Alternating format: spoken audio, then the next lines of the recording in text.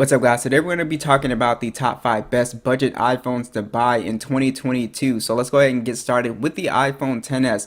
This is such an awesome device and personally my favorite on the list. I think it's just great for the price. Around 300 bucks right now. Have all the links down below. This has a glass back stainless steel frame and just feels really premium. I still think this design looks really nice too still in 2022. One of the best things about this phone is it actually still has the Super Retina OLED display as opposed to an IPS display. It also has HDR10 on here. It's at 5.8 inches, so it's kind of compact actually. It's 1125 by 2436, so 1080p plus resolution.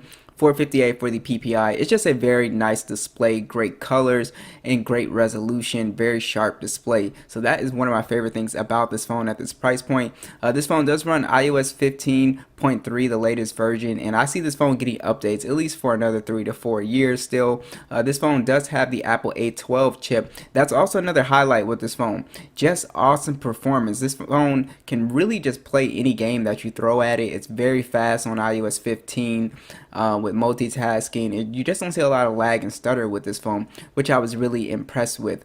So this phone does have 64 gigs of internal storage and 4 gigs of RAM, so do note that you might have to use cloud storage if you run out. The stereo speakers on here are awesome, great bass. They sound really great, the mids and highs. You also have NFC, of course, with Apple Pay. Face ID still works great, very fast, and I think the cameras on here are still pretty decent. A 12 megapixel standard and a 12 megapixel telephoto that does 2x optical zoom. You also get 4K video at 2430 or 60 FPS with a 7 megapixel selfie that shoots in 1080p 60. So as you can see from these shots, the XS still takes some pretty good photos. Now obviously it's not going to do, you know, like modern flagships, but I think in good lighting it still takes really great photos. And I even compared these phones to the older phones to the 13 Pro, and a lot of people were surprised at how kind of close image quality is, again, just for your average person. So I think you'll be surprised at how good the cameras still are on this device. This phone also has pretty decent battery life. It really depends on your battery health that you get with your phone.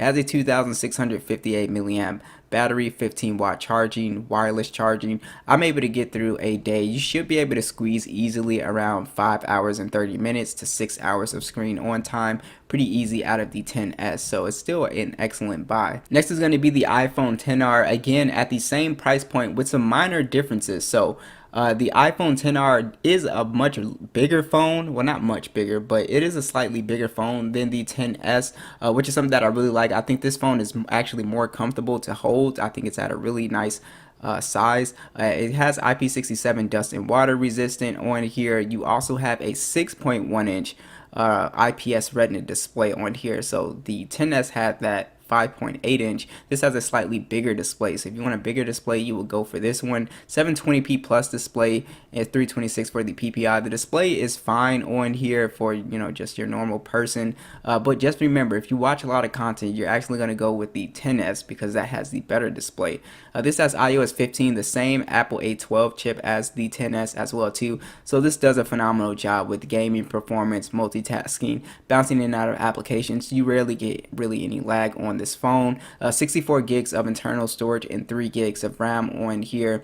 The stereo speakers sound really great on here too. Tons of bass, great mids and highs. You also have NFC with Apple Pay. Face ID still very fast, works awesome on this device. So there's one interesting thing with the XR. It only has a single lens, but it still takes really great photos. Pretty identical to the XS. It's just a 12 megapixel standard with 4K video, 2430 60 FPS with a 7 megapixel selfie that shoots in 1080p 60. Basically it takes great shots, especially at this price point, but like I said, there's no ultra wide or no telephoto lens on here, so just do note that. But if you're just a casual shooter, video and image quality is going to be perfectly fine on the XR. It's actually very good still. You do have a 2942 milliamp battery with 15-watt charging and wireless charging, so this has slightly better battery life than the XS actually. So battery life is actually pretty good on this device, so the XR is still an excellent buy in 2022 as well. Next is going to be the iPhone SE 2020. This is an excellent device. You can find these for a little bit under 300 bucks actually, and I actually personally really love this device for one specific reason. But this phone pretty much has the iPhone 8 design, essentially aluminum frame, IP67 dust and water resistant, and this is the go-to phone for anybody who hates big phones and you want a small phone. This is definitely one of the best that you can actually get right now. So this one has a 4.7-inch Retina IPS panel, 750 by 1334 resolution, 326 for the PPI, so basically 720p plus. Still, the screen looks pretty good since it's so small. This is on iOS 15.3. The highlight with the SE 2020 is actually the Apple A13 Bionic chip. It's actually the fastest chip on this list. It is extremely fast. It pretty much opens applications and plays games like a flagship phone. So if you want the fastest and most powerful phone, this phone is just awesome for this price point. It's absolutely amazing. You also have 64 gigs of internal storage and 3 gigs of RAM. This phone also has stereo speakers, which don't sound as good as the bigger phones, but they're stereo speakers, so they'll get the job done. If you cover one, the other one is pretty loud enough, so it's not going to be a big deal. You also have your NFC with Apple Pay, and here's something that a lot of people actually love about this phone is actually the Touch ID. The fingerprint sensor works really great. I personally like Touch ID more than the Face ID. Just feels more natural to me. But yeah, I really do like having like a physical home button sometimes. So that's pretty much up to you and your personal preference. The cameras on here are actually really good. Now it's the same situation as the 10R. It's only a 12 megapixel standard, no ultra wide, no telephoto, and then it shoots in 4K 24, 30, or 60 FPS, 7 megapixel selfie. Honestly, this has one of the best cameras at the mid-range price point, so it is just very impressive. Color accuracy, detail, and also video is really good on here, so just extremely impressive camera for this price point. Now you do have where this device kind of suffers is a 1821 milliamp battery, 18-watt charging with wireless charging. So basically this phone will get you like 4 hours and 30 minutes of screen on time. It's really not that great. A way to get around this is to buy a battery case with this phone to be able to charge it up. But other than that, the SE 2020 is just a fantastic device. Next is going to be the iPhone 8 Plus. So this phone is actually still very popular and still retains its value at about 300 bucks, mostly because it's really the best big iPhone that you can get with the Touch ID button or the home button. So it's still a great buy. Aluminum frame, IP67 dust and water resistant, a 5.5-inch 1080p IPS panel on here, 401 for the PPI. It's a very nice panel, and again, one of the benefits with these older iPhone screens is that they actually don't have a notch, so if you hate having notches, you'll really like this phone as well. You do have the iOS 15.3, the Apple A11 chip. This phone runs pretty smooth for the most part. I've never really had performance problems with this phone. Again, it's not going to do as well as gaming as that 10R and 10s, but it does do a pretty good job. So if you're a casual gamer, pretty much anything that I threw at it I was able to play. You just won't be able to max the graphics out. You do have 64 gigs of internal storage and 3 gigs of RAM on here. Stereo speakers actually sound really good. A lot of bass, good mids and highs on here. And like I said, the real selling point with this phone is the reason why everybody buys it is for the home button and the Touch ID on a bigger screen. So just keep that in mind if you're a big fan of that.